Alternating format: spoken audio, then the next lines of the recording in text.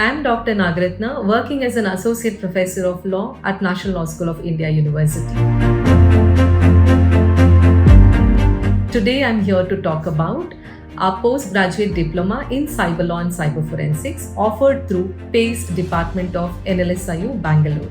CLCF course that has been extremely popular since 2013. The program began in the year 2013 under the initial support of the Ministry of Information Technology, Government of India. Since then, we've been catering to the need of the field of cybersecurity. This course has been usually taken by people working in the field of cybersecurity, IT field, as well as people working for the law enforcement agencies, including officers from the police, prosecution, judiciary, and many others. Often we also have students working in the field of journalism, insurance, banking. This course is also in high demand in the field of law, so a lot of lawyers do take up this course. Through this course, we aim to provide both technical as well as legal understanding of cyber crimes and cyber law framework. As we all know, today we see an alarming increase in the number of cyber crimes committed around us, not just in India but across the world.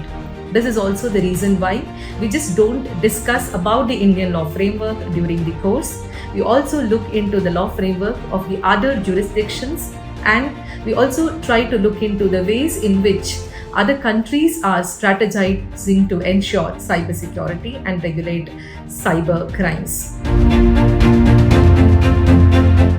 In our course, we largely cover the Information Technology Act, which is considered as one of the most important law dealing with cyber crimes and cybersecurity in India.